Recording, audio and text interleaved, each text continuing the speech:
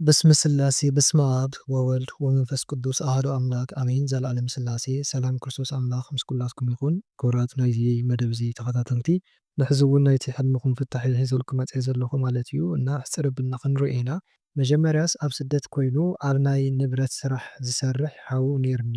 ይኹን እምበር ሕዚ ግና ድሃ እዩ ክረክብ ኣይከኣልኩን። ካብኡ ዝሓለምክዎ ድማ ኣብ ሓንቲ ፀልማት ገዛስ ብዙሓት ዝተኣሰሩ ነይሮም። ካብኣቶም እቲ ሓወይ ሓደ ቆልዓን ኣብ ደገ ይፀንሑ እሞ እቲ ቆልዓ ፍርቂ ሕምባሻ ሒዙ ነይሩ። ካብኡ ኣነ ክረኽቦም ኢለ ይኸድ እሞ ኣብ መንጎኡ ንክልቲኦም ናብ ዝተቐጥቀጠ ወይም ዝበሰለ ዕሾኻት የእትውዎም ነበሩ። ብድሕሪኡ ድማ ኣነ ብላዕሊ ንሱ ብታሕቲ ኮይንናስ ንበክን ንፀዋውዕን ነበርና ንዕኡ ይወቕዕዎ ነበሩ። ካብኡ ኣነ ንሓወይ ከናግፍ ኢለ ይኸይድ እሞ ንሳቶም ግን እናሳቐይዎ ናብቲ ኣነ ዝነበርክዎ ኣሕሊፎምዎ ሽዑ ንሱ ይፅውዕን ይሳቀይን ነበረ። ኣነ ድማ እናፀዋዕኹን እናበኸኹን እናፀለኹን ነይረ። ብዙሕ ኣሳቂዮም ምስ ኣድከምዎ ቅዱስ ሚካኤል መፂኡ ኣፅሊሉ ኣፅለለሉ። ድሕሪ እዚ ኣብ ውሽጢ ሓንቲ ገዛ ሓንቲ ሰበይትን ብዙሓት ሰባትን ነበሩ። ሽዑ ሓደ ሰብኣይ ኣብቲ ድሕሪ ገዛ ንእሽተይ ኳና መንደቕ ይነድቕ ነበረ። ካብኡ ኣነ ተንስኤ ናብ ዕሙቕ ዝበለ ገፊሕ ጉድጓድ ይኸይድ እሞ ኣብኡ ማይ ዝመልአን ዘይመልአን ብዙሓት ሃይላንድታት ነበረ። ኣነ ድማ ነቲ ዘይመልአ ሃይላንዲ ማይ ይመልኦ ነበርኩ። ብድሕሪ እዚ ድማ እቲ ሓወይ ምስ ኣናእሽተይን ምስ ዕብይ ዝበሉን ቆልዑት ይፃወት ነበረ። ኣነ ከዓ ክረኽቦ ኢለ ይኸይድ እሞ ክረኽቦ ግንስ ኣይከኣልኩን። ብድሕሪ እዚ ድማ ኣብ በረኻ ኮይነ ንሓወይ እናፀዋዕኩ ይእልሾ ነበርኩ። ካብኡ ንእሽተን ቆልዓ መፂኣ ብዛዕባ ካሊእ ዝተኣሰረ ቆልዓ ከምዚ ኢላ ትሓተኒ፣ እዚ ከምዚ ዝበለ ቆልዓሲ ኣብ በረርኡ ውቃዕ ዶ ነይርዎ ትብለኒ እሞ ኣነ ከዓስ እንድዒ ሓንቲ ቆልዓ እያ ከምዚ ኢላትኒ በልክዋ ገለ ተኣሲሩሲ ኣብ 3 ወርሒ ደው ኢለለይ ኢላትን በልክዋ። ካብኡ ኣነ ግን ደሃይ ሓወይ ክሳብ ሕዚ ክረክብ ኣይከኣልኩን። ስኢነ እናበልኩ ይፅውዕን ይበክን ይፀልን ነበርኩ እሞ ንሳ ንእሽተይን ቆልዓን ከዓ ምሳይ ኮይና ትጭነቕ ነበረት። እቲ ብዛዕባ ኣብ ጎረርኡ ውቃዕ ዶ ነይርዎ ኢላ ንእሽተን ቆልዓ ዝሓተትኒ ግና ብቐትሪ እያ። ብዛዕባኡ ሓንቲ ቆልዓ ደው ኢላ ኣብ 3 ወርሑ ደው ኢልለይ ኢላትኒ። ኣነ ከዓስ ነታ ሕልሚ ንእሽተን ቆልዓ ዝሓተተኒ እየ ከምኡ ኢለ መሊሰላ እሞ ቀዳማይ ናይዚ ሕልሚ እዚ መበገሲኡ ካብ ዓቐን ንላዕሊ ስለትጨናነቂ ዘለኺ እትሓውክ እውን ናብ ቤተሰቡን ናብ ስድርኡን ዘየቐርብ መንፈስ ከም ዘለዎ ክኸውን ይኽእል ማለት እዩ። እቲ ካልኣይ ከዓ እቲ ፀልማት ትብልዮ ዘለኺ ኣብ ሕማቕ ዝኾነ ሂወት ኣብ ናይ መናፍስቲ ሂወት ኣብ ናይ ሓጢኣት ኣብ ፀበባ ከም ዘሎ እዩ ማለት እዩ። እቲ ሃይላንድ ትመልኦ ዘለኻ ከዓ ፅቡቕ እዩ። ማይ ምምላእ ማለት ፀጋ መንፈስ ቅዱስ ምርካብ እዩ። መሊስኪ ትስእንዮ ዘለኺ ኩሉ እቲ ደሃይ ዘይምግባሩ ኩሉ ብሓፈሻ ክረአ ከሎሲ ኣብ ከቢድ ዝኾነ ነገር ከም ዘሎ፣ ኣብ ሕማቕ ሂወት ከም ዘሎ፣ ኣብ ፀልማት ግዘ ከም ዘሎ ወይም ኣብ ናይ እንዳማቱ ዓዲ ወይም ሃገር ተኣሲሩ ይኸውን ኣብ መከራ ይህሉ ብዝተፈላለዩ ምክንያታት ማለት እዩ። ብሓፂሩ ወይ ከዓ ኣብ ከቢድ ዝኾነ ሓጢኣት ወዲቑ ይህሉ ማለት እዩ። ከቢድ ዝኾነ ገበን ወይም ሓጢኣት እንዳፈፀመ ይህሉ። ከምዚ ዘጥፍኦ ዘባርሮ ካብ ቤተሰቡ ዝፈልዮ ነገራት ከዓ ምናልባት ዝተገበረ ነገር ክህሉ ይኽእል። ንኣብነት ኣብርር ኣንከርትት ዝበሃል ናይ ርኩስ መንፈስ ወይም ድግምቲ እንተሃልዩ ምስ ቤተሰብካን ምስ ስድራኻን ደሃይ ዘይምግባር ዘይምሕባር ከምኡ እውን ፍቕዱ ሃገራት በቃ ዕኒኒ ምባል ካብቲ ሓንቲ ዓዲ ናብ ካሊእ ዓዲ ምቕያር ኣብ ሓደ ዘይምርጋዕ ከምዚ ዓይነት ባህርያት እንድሕር ሃልይዎ ከዓ ብዝኾነ መንገዲ ብሓፂሩ ኣብ ከቢድ ዝኾነ ሂወት ከም ዘሎ እዩ። ስለዚ ንስኺ ክትገብርዮ ዝግባእ ከዓ እንታይ እዩ? ስመ ክርስትንኡ ወይ ከዓ እቲ ዓለማዊ ስሙ እንዳፀሓፍኪ ኣብ ኢድኪ ፅሒፍኪስ ክትሰግድሉ ፀሎት ክትገብርሉ ከም ዘለኪ እዩ ማለት እዩ። ሓንቲ ጎረቤትና መሓዛይስቲ ተጎርዕ መንፈስ ሒዝዋ ማለት እዩ። ካብኡስ መቁፀርያ ሒዘ ብዚ ኣልፍልፍዋ ቀሺ ስለዝኮንኩ ምስ ኢለስ ንወላድየይ ይፅውዖም እሞ ንስ ግንሲ ዕሽሽ ኢሉስ ምንም ከይሰምዑንስ ዓብዮምንስ ይኸዱ። እዝስ እንታይ ይኸውን? እዚ ከዓ እቶም ወላድሲ ወይም እቶም ቀሺሲ ዝተዋሃቦም ሓላፍነት ብግቡእ ዘይዋፅኡ ከም ዘለዉ ማለት እዩ። ናይ ወገናቶም ወይ ከዓ ናይ ኣባጊዕ ሓላዊ እንድዮም ቀሺ ማለት ከምኡ እዩ። ናትና ናይ ምእመናን ሓላዊ እዩ ማለት እዩ። ስለዚ ናይ ምእመናን ስቃይ ናይ ምእመናን ቃንዛስ ዘይስምዖም ወይም ዕሽሽ ይብሉ ከም ዘለዉ ጎይታ ኣምላኽ መድሃኒዓለም ንጴጥሮስ ከምኡ እውን ተፍጻሜቱ ከዓ ንናይ ሕጂ ዘለዉ ካህናት ዝሃቦ ሓላፍነት ሲ ኣባጊዕ ሓደራ እናበለ ዝሃቦ ሓደራ ክዋፅኡስ ከም ዘይከኣሉ እዩ። ካልኣይ ከዓ ሽርሒ ኣጋንንትስ ዘይምፍላጥ ዝፈልጡ እንተኮይኖም እውን ዘይምቕባል እዩ። እቲ ሳልሳይ ከዓ ፀገም ከም ዘለዎም ማለት ኣብ ተዋርሶ ማለት እዩ ፀገም ከም ዘለዎም እውን ክኸውን ይኽእል። ሓንቲ ጴንጤ ኣብ ትምህርቲ ዝፈልጣስ ተሓምም እሞ ሓደ ዘይተጠምጠመ ቀሺስ ክኾን ደፍተራስ የላፋልፍ ካብኡ ትቕልዶ ኣነ ካብኡ ከምኡ ኣይኮነን ዝልፍለፍ ኢለስ ከምዚ ይምህሮ ይመስለኒ ማለት እዩ። ኣብዛ ዓዲ ዓረብ ይመስለኒ እሞ መድሃኒ ዓለም ከዓስ ብመከራ ኣክሊል ዝደፍአ ኣብ ደመና ሰማይ ይርኦ ካብኡ ራቢና ራቢና ይብለን ነተን ዓረብ ካብኡ ከም ፊልሚ ናብቲ ደመና ኣትዩሲ ካብኡ ኣብቲ ፎቕ ዓዲ ዓረብ ድማ እመቤታችን ይሪኣ እሞ ይሰግደላ ካብኡ ብድሕሪኣ ድማ ቅድስቲ እና ሃና ትመስለኒ እተን ኣዕራብ ግን ምሳይ ተደኒቐንስ ይሪኣ ኣብ መረባ ኮይንና ኢና ግን ንሪኦም ሰማይ እናጠመትና ኣነ ይነግረን ንሳተን ሱቕ ኢለን ከይተናገራ ይሪኣ ኣነ ግን ብሓጎስ ይዘልል። እታ መናፍቕ ትብላ ዘላ ኸዓ እታ ትቕልዶ ዘላ ማለት እዩ እቲ ወዲ ኸዓ ብናይ ርኩሳት መናፍስ ክወፁ እንድሕር ደኣ ኮይኖም ወይም ክእዘዙ እንድሕር ደኣ ኮይኖም ብስም ጎይታናን ኣምላኽናን መድሃኒናን ኢየሱስ ክርስቶስ ደኣ እምበር ሰይጣንሲ ንሰይጣን ከም ዘይውፅኦ ማለት እዩ። ስለዚ ሓደ ዓይነት መንፈስ ኢና ኢላ እያ ተባጭወሉ ትቕልዶ ዘላ ትስሕቆ ዘላ ማለት እዩ። እቲ ንስኻ ትሪኦ ዘለኻ እቲ ናይ ኣዴና ድንግል ማርያም ናይ ቅድስት ሃና ምናምን ትብሎ ዘለኻ ኸዓ በቃ መድሃኒ ዓለምሲ ይግለጸልካ ከም ዘሎ እመቤታችን ድንግል ማርያም ወላዲተ ኣምላክ ትግለጸልካ ከም ዘላ ትባረኸኩም ከም ዘላ እዩ ማለት እዩ።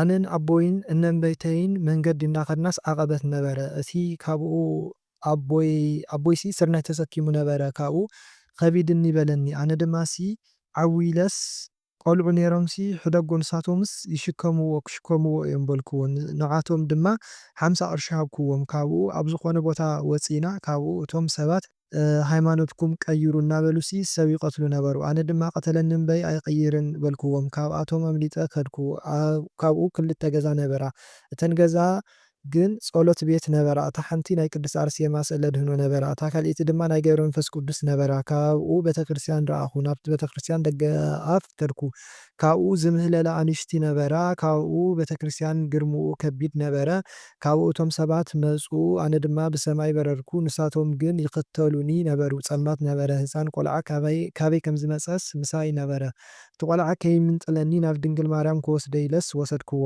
ካብኡ ሓንቲ መለክሴ ተቐቢላትኒ ኣነ ድማ ከድኩ እቶም ሰባት ግን ይክተሉኒ ነበሩ ምብራር ኣብኒ ነበረ ካብኡ ይወድስዋ መላእክት ዝትብል ጸሎት እናገበርኩ ይበርር ነበርኩ ካብኡ ኣብ ምድቃሰይ ተለዓልኩ ፍትሐለይ እቲ ኣቦኹ ዝተሸከምዎ ሸኽሚ ጾር እዩ ፈተና መከራ እውን ክኸውን ይኽእል ማለት እዩ እና እቶም ዝሕግዝኩም ዘለዉ ከዓ ቅዱሳን መላእክት እዮም ከምቲ ጎይታስ ኣንቱም ጾርኩም ዝኸበደኩም ናባይ ንዑ ኣነ ከዕርፈኩም እየ ዝበሎ ከምኡ እዮም ዘዕርፍኩም ዘለዉ እቶም ቆልዑት ማለት እዩ ወይም ቅዱሳን መላእክት እቲ ሰልዲ ትብዮም ዘለኺ ከዓ መፅባዓስ ትገብሪ ከም ዘለኺ እቲ ፈተናና እቲ ፀገምናስ ኣወግድና ኢልኪ መፅባዓ ከም ዝገበርኪ ክኸውን ይኽእል ወይ ከዓ ክትገብሪ ከም ዘለኪኒ መጻኢ ማለት እዩ ወይ ከዓ ሓሳብክስ ብጸሎት ተሓትዮም ከም ዘለኺ ብጸሎት ተሓትዮም ከም ዘለ ወይም ከም ዘለኪን መጻኢ ማለት እዩ ካብኡ እቶም ሰባት ይመፁኒ ሃይማኖትኪ ቀይሪ እንዳበሉሲ የጓይኑ ነይሮም ኣነ ከዓ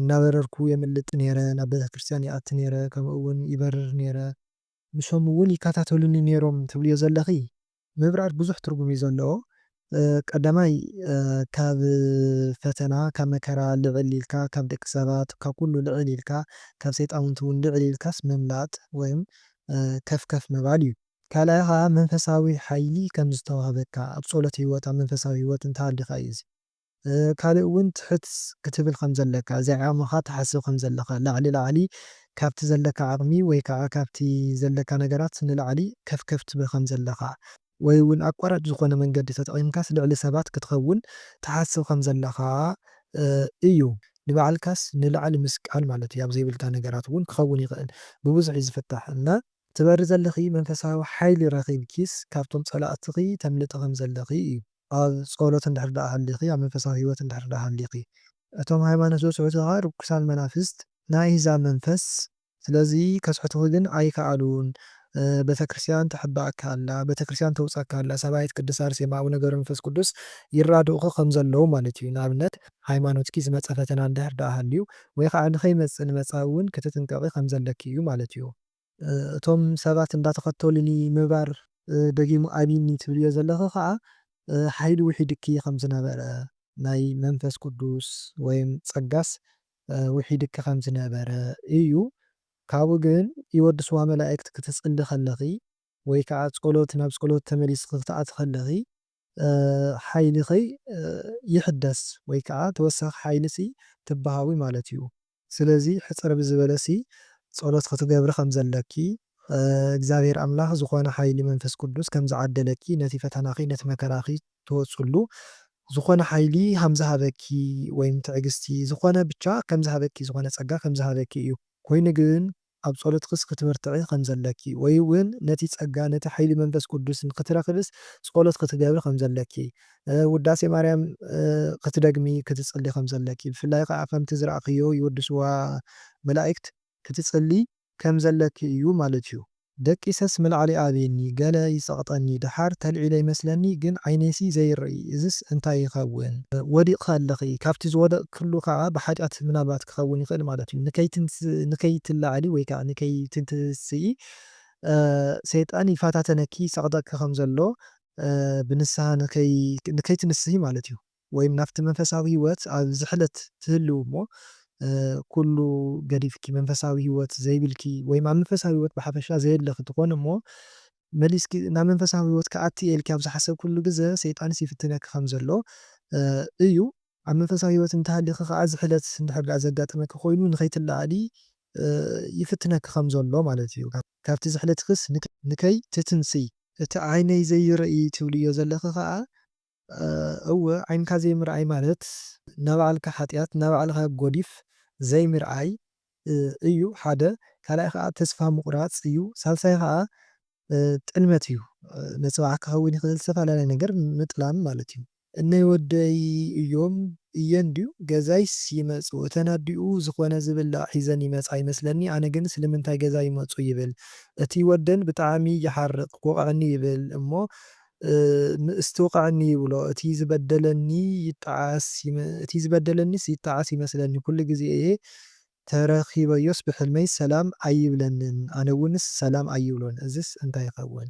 እዚ ከዓ በቃ መስተን ሰበይቲ ወይም ምስቲ ወዲ ምስቶም ስድራ ብሓፈሻ በቃ ዝኾነ ባእሲ ወይም ቂም ስለ ዘለክን ይኹን ከምዚ ትርእዮ ዘለኺ ማለት እዩ። ቀዳማይ እቲ ናይ ቀትሪ ነገራት እዩ። ካልኣይ ከዓ በቃ ቂም ስለ ዝሓዝኪ ወይም ንሶም እውን ስለ ዝተቐየሙኺ ዝከራኸሩኹ ዘለዉ ዝወቕዑኹ ዘለዉሲ በቃ ኣብ መንጎኹም ናይ ርኩስ መንፈስ ከም ዝኣተየ ዘባእሰኩም ዘሎ ዘቀያይመኩም ዘሎሲ ርኩስ መንፈስ ዋላ እውን ነቲ ወዲ ተመሲሉ ይምፃእ እምበር እቲ ርኩስ መንፈስ እዩ ከምዚ ቂም ወይም መባእሲ ዘውቅዐኩም ዘሎ ዛፍ ወፅየሲ ከይትጠልመኒ እታ ዛፍስ ክስበርስ ይብል እሞ ሰብ ታሕቲ ኮይኑሲ ቀይሪ ኢልኒ ቀይራ ኣብቲ ዛፍ ሓንቲ ጫማይ እግረይሲ ወዲቓትኒ ናብ መሬት ሓዲባ ካልኣይ ከዓሲ ይበርር ከዓ ነይረ። እቲ ምብራር ከምቲ ዝብልክዎ እዩ። ሓይሊ መንፈስ ቅዱስ ምርካብ ብሓፂሩ ማለት እዩ። ቀዳማይ እዚ ካልኣይ ከዓ ትሕት ክትብል ከም ዘለካ ንባዕልካ ካብ ዓቕምካ ንላዕሊ ብሓሳባት ክኸውን ይኽእል ብትዕቢት ክኸውን ይኽእል ንባዕልካስ ምውጣር ማለት እዩ ከፍ ምባል ማለት ክኸውን ይኽእል። እቲ ናብቲ ዛፍ ምውፃእ ከዓ ልዕል ምባል እዩ። እዚ እውን ተመሳሳሊ ምስቲ ምብራር ማለት እዩ። ሽሞት ክብሪ እውን ዝብልዎ ኣለዉ ብሓፈሻ ግን በቃ ልዕል ምባል ካብ ፈተናታት ካብ መከራታት ምሕላፍ እውን ክኸውን ይኽእል ከምኡ እውን ናብ ዝተፈላለየ ፀጋ ማዕርግ ምድያብ እውን ክኸውን ይኽእል ማለት እዩ። ኮይኑ ግን ልዕል ክትብል ከለካ ሓይሊ መንፈስ ቅዱስ ክትረክብ እንድሕር ዳኣ ኮንካ ብዙሓት መሰናክላት ኣለዉ ማለት እዩ። ወይ ከዓ እቲ ሰይጣን ብዙሕ መሕለኻታት የዳልየልካ ማለት እዩ እና ንክትስቀል ከለኺ ወይ ተሰቂልካ ከለኻ ብፍላይ ከዓ ክትስቀል ከለኻ ብዙሕ ፈተናታትን መከራታትን ከም ዘጓንፈካ እዩ ማለት እዩ። እቲ ጫማ እግረይ ወዲቓትኒ ትብልዮ ዘለኻ ከዓ እዚ እውን ፅቡቕ ኣይኮነን ጫማ ማለት ሓዳር እዩ። ስለዚ ክትወድቐካ ከላስ ኣብቲ ሓዳርኪ ዝኾነ ፀገም ንከይመፅእ ጸሎት ክትገብሪ ከም ዘለኪ እዩ ማለት እዩ። ሓዳር እንድሕር ዳኣ ሃልይኪ ሓዳር እንድሕር ዳኣ ዘይብልኪ ከዓ ምናልባት ኣፍቃሪ እንድሕር ዳኣ ሃልይኪ ኣብቲ ርክብኩም ዝኾነ ፀገማት ንከይፍጠር ጸሎት ክትገብሪ ከም ዘለኪ እዩ ማለት እዩ። ወይ እውን ካብ ክልቲኡ ነፃ እየ ትብሊ እንተኮንኪ ንቐፃሊ ንመፃኢ ዝመፅእ ነገራት ፅቡቕ ንከይኸውን ስለዝኽእል ወይም ሓዳርኪ ዝዓፅእ ዘሎሲ ዝኾነ መንፈስ ከም ዘሎ እዩ ማለት እዩ። ወይም ዝኾነ ብዝኾነ ፈተናታት ከም ዘሎ እዩ። ስለዚ ጸሎት ንክትገብሪ እዩ ማለት እዩ። እቲ ምብራር ግን ሓይሊ መንፈስ ቅዱስ ረኺብክስ ትበሪ ከም ዘለኺ ወይም ተምልጥ ከም ዘለኺ ካብቲ ፈተናታትኪ ካብቲ ኩሉ ማሕለኻታት ወይ መሰናኽላት ትወፅእ ከም ዘለኺ እዩ። ወይ ንኽትወፅእ ጸሎት ግበሪ በርትዒ ኣብቲ መንፈሳዊ ህይወትኪ ንኽትብርትዒ ክትበርትዒ ከለኺ ነዚ ፈተናታት ትወፅሉ ነዚ መሰናኽላት ትሓልፍሉ ሓይሊ መንፈስ ቅዱስ ክበኪ እዩ ዝብለኪ ዘሎ ኣምላኽ ወይም ዝሕብረኪ ዘሎ ኣምላኽ ማለት እዩ። ኣብ ስራሕ ቦታይስ ብዙሕ ሽንቲ ይሸይን እታ ተስርሐኒ ሰበይቲ ትመጽእ እሞ ይፈርሕ ግን ምንም ኣይትብለንን ግን ሽንተይስ ከደርስ ብጣዕሚ እዩ ዘጽልእ። ሽንቲ ምሻን ማለት ብዙሕ ፍታሕ ኣለዎ። ንኣብነት ኣብቲ ዝተወለድካሉ ዓዲ ምሻን እንታይ ይበሃል እታ መረበትካስ ርሕስቲ እያ ይበሃል ይብልዎ ማለት እዩ። ካልኣይ ከዓ ሽንቲ ምሻን ናይ ዲያብሎስ መርዚ ኣብ ውሽጥኻ ዝዘርኦ መርዝታት ምውፃእ ምውጋድ ይበሃል። እቲ ሳልሳይ ከዓ ከከም ሕልሙ ይፈላለዩ ብርግጽ እቲ ሳልሳይ ከዓ እንታይ እዩ ሽም ምጥፋእ እውን ክኸውን ይኽእል ማለት እዩ። ንኣብነት ሰብ ክሸነልካ ከሎ ስምካስ የጥፋኣልካ ኣሎ ብዘይኮን ብሕማቕ ዘረባ ብሓሜት ብዝተፈላለዩ ነገራት ማለት እዩ። እና ምናልባት ናትኪ ከዓ ነታ ተስራሐኪ ሰበይቲ ወይ ከዓ ናይቲ ስራሕኺ ናይቲ ዝሰርሕሉ ቦታ ማለት እዩ ሽሙስ ተጥፍኢ ከም ዘለኺ ወይ እውን ዋላ ሕማቕ ይኹኑ ተሓሚ ከም ዘለኺ እና ክትገድፍዮ ከም ዘለኪ ወይም ነታ ተብልዐካ መረበት ወይም ስራሕ ንዓኣሲ ክብሪ ዘይምሃብ ምንዓቕ ምግፋዕ እውን ይበሃል እዩ ማለት እዩ። ናይ ጓለይ ኣቦኣስ ወርቂ ክፍሕር እየ ኢሉስ ይፍሕር ግን ምንምስ ኣይረኸበን ኣነ ከዓሲ ዝኩሉ ፍሒሩስ ምንም ኣይረኸበን ኢለስ ይሓዝን ግን ብዙሕ ሓመድ ኣኪብዎ ኣነ ከዓስ ሽግር የብሉን ክትሓርሳ ትኽእል ኢኻ ኢለዮስ ኣነ ከዓስ እስቲ ክሙኩር ኢለስ መኹዓቲ ሒዘ ክኹዖት ይኸይድ ግን ብላዕሊ ይረክብ ካብኡ ኣብ መርዓ ዝግበር ወርቂ ይረክብ ካብኡ ሰለስተ ቀለበት ዝመስል ይረክብ ዝሞተ ሓወይ ይመጽእ ይመስለኒ ንዕናይ ንኣደናሲ ንሃባ ይብለኒ እሞ እናኸድና ከለናስ እቲ ሓወይ ናይ ክሳድ ሃብል ይረክብ ሃባ ኢለ ይወስደሉ ካብኡስ ይነቅሕ። እዚ እውን ዝተፈላለየ ፍታሕ ክህልዎ ይኽእል ግን ምዚ ዝኸይድ ሓደ እቲ ትፍሕርዎ ዘለኹም በቃ ፃዕሪ ስራሕ ምስራሕ ምፅዓር ኣብ ስራሕኻ ማለት እዩ። እንጀራ ንምርካስ ትገብሮ ዘለኻ ስራሕቲ ወይም ፃዕሪ እዩ። እና እቲ ናይ ጓልኪ ኣቦኣ ከዓ ብዙሕ እንተፀዓረ ግን ከሳኽዐሉስ ከምዘይከኣለ ክረክብ ከምዘይከኣለ ክኸውን ይኽእል ማለት እዩ። ንስኺ ግን ብቐሊሉ ትረክቢ ከም ዘለኺ ብዙሕ ከይፀዓርኪ ምናልባት ኣምላኽ ይባርከልኪ ከም ዘሎ ማለት እዩ። እቲ ወርቂ ትረክብዮ ዘለኺ ከዓ በቃ ምስጢር ምርካብ ሃፍቲ ምርካብ እዩ እና ንኣብነት በቲ ሃፍቲ እንተኸይድና እቲ ትረክቦ እቲ ሓውኪ መፂኡ እንታይ ይብለኪ ኣሎ ማለት እዩ ነዴና ንሃባ ማለት ካብቲ ትረክብዮ ሰሊ ካብቲ ሰሪሕኺ ትረክብዮ ዘለኺ እግዚኣብሔር ስለ ዝሃበኪ ንድንግል ማርያም ንቤተ ክርስቲያና ወይም ብሽማ ንነዳያንሲ ኣስራት ግበሪ ኣውፅኢ እዩ። ጸሊም ብዕራይሲ ክወግኣኒ ይብል እሞ ኣነ ከዓሲ የስሕቶ ብዙሕ ፈቲኑ ክወግኣኒ ኣነ ከዓስ የስሕቶ እዚስ እንታይ ይኸውን? እዚ ከዓ ናይ ዛር መንፈስ ካብ ቤተሰብ ዝመፀ መንፈስ ርኩስ መንፈስ ዲያብሎስ ይፈታተነካ ከም ዘሎ እዩ። ንስኻ ከዓ ተስሕቶ ኣለካ ብምንታይ ብፆም ፀሎት ብስግደት በቲ መንፈሳውነት ኣብኡ እንድሕር ዳኣ ዘየለካ ከዓ በቲ ዘለካ ፅቡቕ ነገራት ዝተሰብረ ልቢ ይህልወካ ወይም ነዋህ ትኸውን ወይ ፈቃር ትኸውን በዚ ክኸውን ይኽእል ማለት እዩ። እንድሕር ኣብኡ ከምኡ እውን እንድሕር ዘይብልካ ንዲያብሎስ ንኽትስዕር ንኽተስሕቶሲ ጸሎት ግበር እውን ክኸውን ይኽእል ማለት እዩ። ኣብ ስደት እየ ዘለኹ ግን ቅድሚ ስደት ምውፃይሲ ፍቅረኛ ነይሩኒ እሱ ግን ኣብ ዓዲ እዩ ዘሎ ግንሲ ኣይንደዋወልን ኣዲኡ ነቲ ፍቅረኛሲ ካብ በሪ ቅዱስ ገብርኤል እንዳጎየት መፅያሲ ዝኾነ ጨርቅሲ ተኣስረለይ ኣብ ግንባሬ ኣነ ከዓስ ብጣዕሚ እየ ዝድንግፅ ኣቦይ ድዩ ሞይቱ ይብላ እሞ ሱቕ እያ ትብለኒ ካብኡ ከዓ እቱ ፍቅረኛሲ መዓር ካብ ገዝኡ ኣምፂኡሲ ብንእስ ዝበለ ድስቲ ይህበኒ ኣነ ከዓስ ይቕበሎ ካብ ሱቕ ኢሉ ንገዝኡ ገጽ ካብ ሱቕ ኢሉሲ ንገዝኡ ገጽ ይምለስ ብሽም ቅዱስ ገብርኤል እታ ኣዲኡ ትበኪ ዘላ ኣዴና ምናልባት ኣዴና ቅድስት ድንግል ማርያም ጸጋ ክብሪ መዓርግ ሓዳር ትበኪ ከም ዘላ እዩ ማለት እዩ።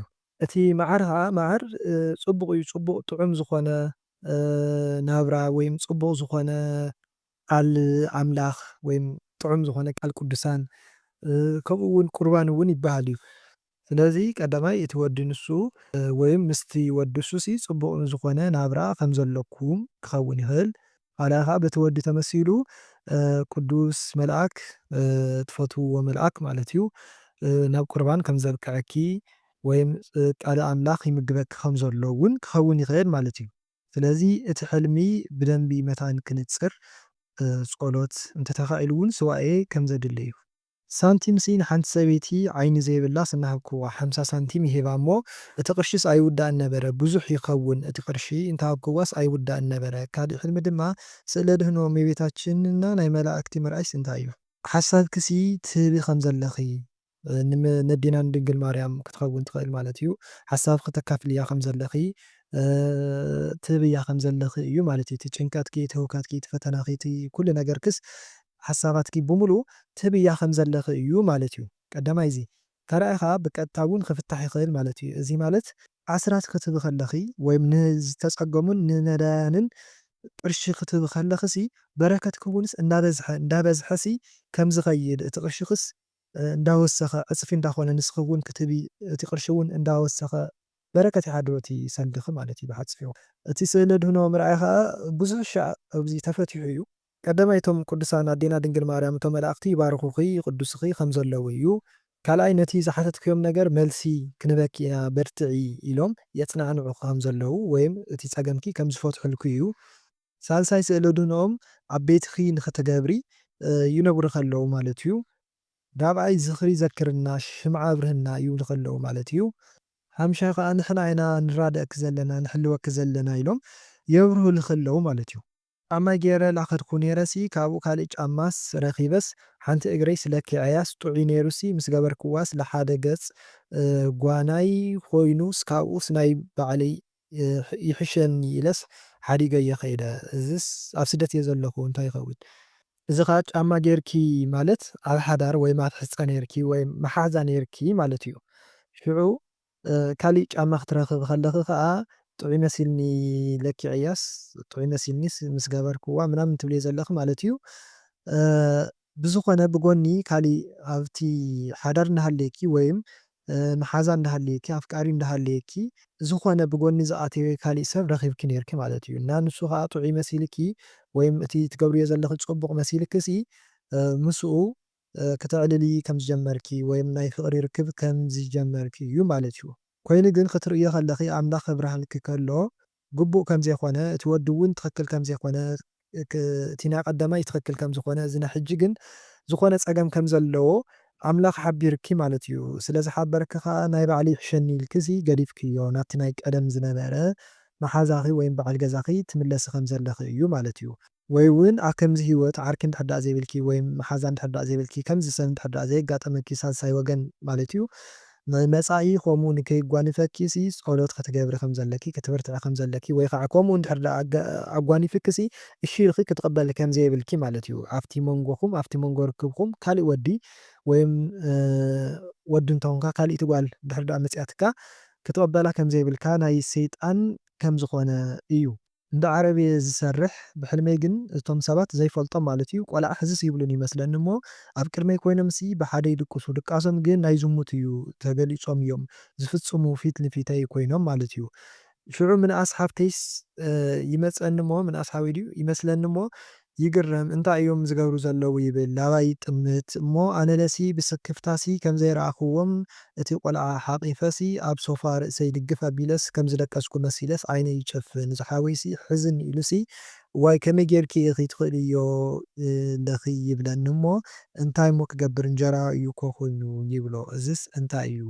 እዚ ቀዳማይ እቶም ዝሰርሕሎም ገዛ ናይ ዝሙት መንፈስ ከም ዘለዎም ንስኺ ከዓ ኣብቲ ናይ ዝሙት መንፈስ በቲ ናቶም ከይትወድቅሲ ክትጥንቀቂ ከም ዘለኪ እዩ። ካልኣይ ከዓ ምስ ሃይማኖት ዘይፈቕዶ ወይም ብሃይማኖት ዝፈታተነካ ወይም ምስ ሃይማኖት ዝቃረን ነገራት ይፍፅሙ ይኾኑ እቶም ሰባት ማለት እዩ። ኣምልኾ ባእድ ክኸውን ይኽእል ዝተፈላለዩ ነገር ማለት እዩ። እና እቲ ሓውኺ ከዓ ቀዳማይ ሓውኪ ኣኸምዚኣ ኮ ዘላ ሓፍትናሲ ኣኸምዚኣ ዘላ እናበሉ ብጋህዲ እውን ይጭነቑ ከም ዘለዉ ይሓዝኑ ከም ዘለዉ ማለት እዩ። ካልኣይ ከዓ ነቲ ሓውኺ ተመሲሉ ዝመፀ መልኣክ እቲ ዝሕልወኪ ወይም እቲ ትፈትውዮ መልኣክ ይሓዝንስ ከም ዘሎ በቲ ናቶም ተግባር በቶም ናይቶም ዘስርሑኺ ሰባት ተግባርሲ ይሓዝን ከም ዘሎ ምናልባት ዝኾነ ግፍዒ ይፍፅሙልኪ ይኾኑ ወይ ከዓ ኣብ ሃይማኖት ከዓ ዝኾነ ከቢድ ነገር ይፍፅሙ ይህልዉ ኣብቲ ገዛ ማለት እዩ። ዋላ ልዕለይኺ ግፍዒ ኣይፈፅሙ ግን ዝኾነ ከቢድ ነገራት ይፍፅሙ ይህልዉ። ስለዚ ንስኺ እውን ክትጥንቀቂ ከም ዘለኪ እዩ ማለት እዩ። ሓደ ሰብ ናብ እንዳ ጠሓኒት እንድሕር ዳኣ ኮይኑ እንዳ መጥሓን ማለት እዩ ሕሩጭ ከይተለምጠጠ ወይ ከዓ ከይተተንከፈስ ኣይምለስን እዩ።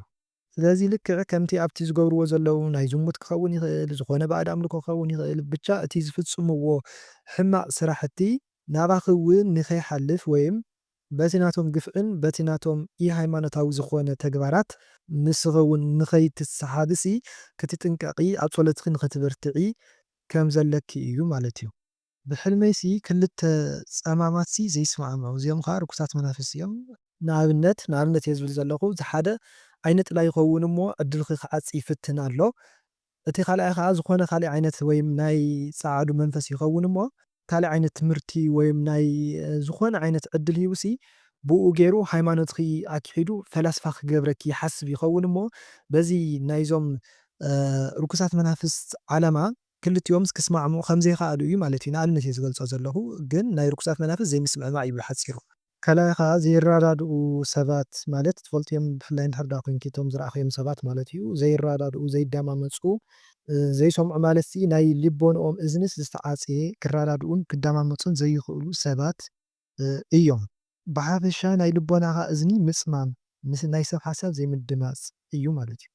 ኣብ ስደት እየ እኒአኹ ኣብ ዓዲ ዳኪዳና ምሕረት ኣለና ጎቦ እዩ ብዙሕ ሰብ ይድይብ ነይሩ ኣነ እውን ምስኦም ይድይብ ነይረ ግን ኣብ ፍርቂ መንገዲ ምስ በጻሕኩስ ይደክም ካብኡ ሓደ ፈላሲ ይመጹ እሞ ኣቦ ተማሊኡኒ ይብሎም እሞ ካብኡስ ገዲፎምኒ ይኸዱ ካብቲ ዝተኣከበ ሰብ ሓንቲ ፈላሲት ትመጽእ እሞ እንታይ ኮንኪ ትብለኒ ኣነ ከዓስ ደኺሙኒ ይብላ ካብኡ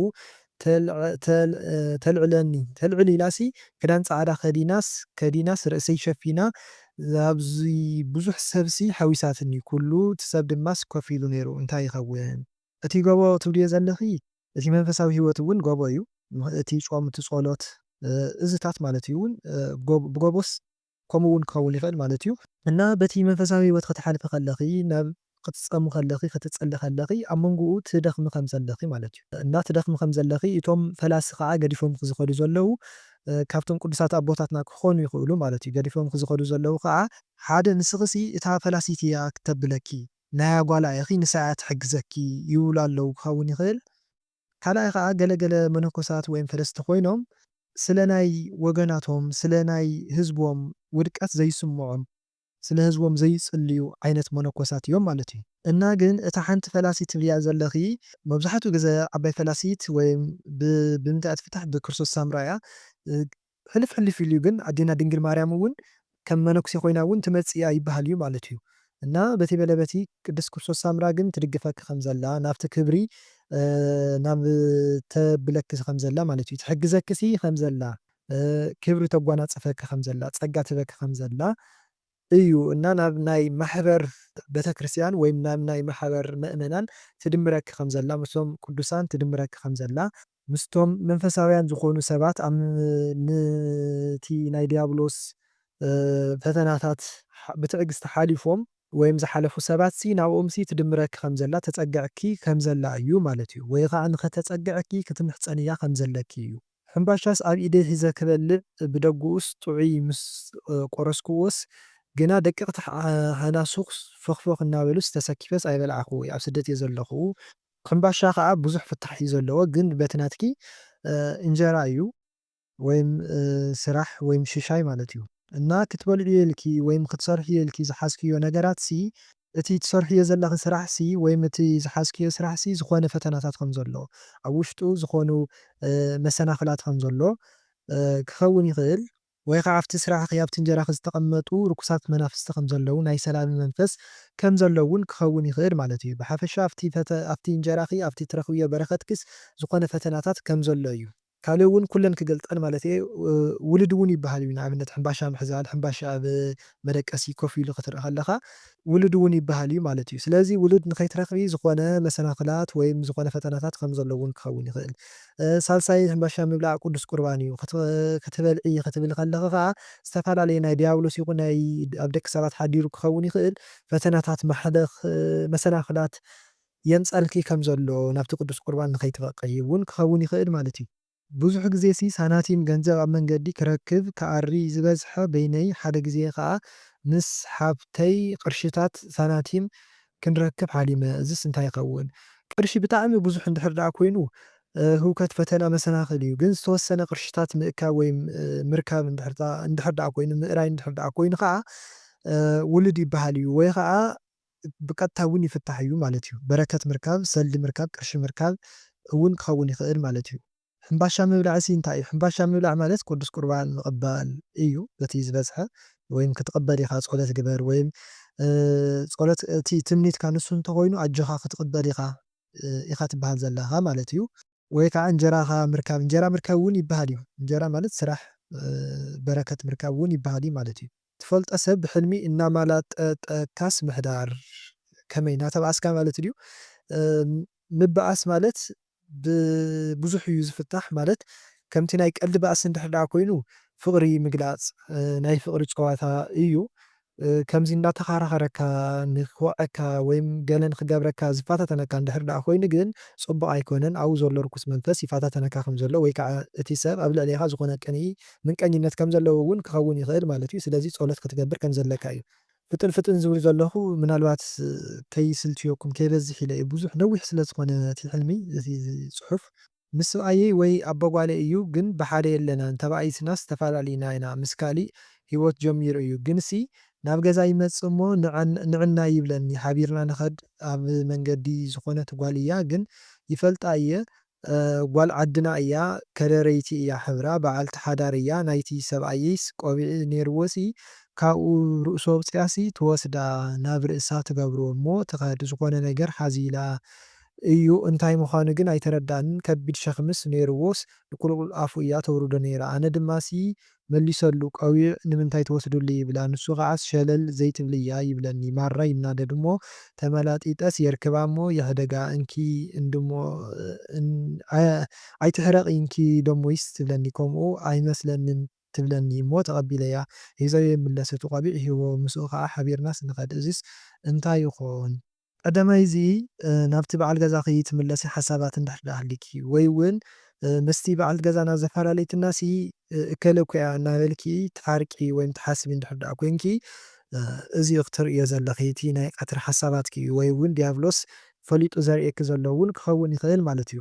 ሓቢርኩም ክትኸዱ ከለኹም ኣብቲ ሕልሚ ኣብቲ ቀደም ዝነበረኩም ሂወት ብሓንሳብ ስለ ዝነበርኩም ማለት እዩ ብሓንሳብ እናሃለኹምሲ እታ ጓል ትፈታተነኩም ከም ዝነበረት ንሳ ምናልባት ጠንቂ ናይቲ ሓዳርኩም ምብታን እውን ክትኸውን ከም እትኽእል እውን ክኸውን ይኽእል ግን እዚ ክረጋገፅ እዩ ዝግብኦ ብምንታይ ብጸሎት ወረ ብምምልላስ ክኸውን ይኽእል ከምዚ ኢላ እናበለት ንዓኺ ካሊእ ንዑ ካሊእ ብምልኻዕ ክኸውን ይኽእል ኣብቲ ሓዳርኩም ዝኾነ ፈተና ወይም ናይቲ እቲ ሓዳርኩም ንክብተን ዝኾነ ኣስተዋፅኦ ከም ዝገበረት እውን ክኸውን ይኽእል ማለት እዩ።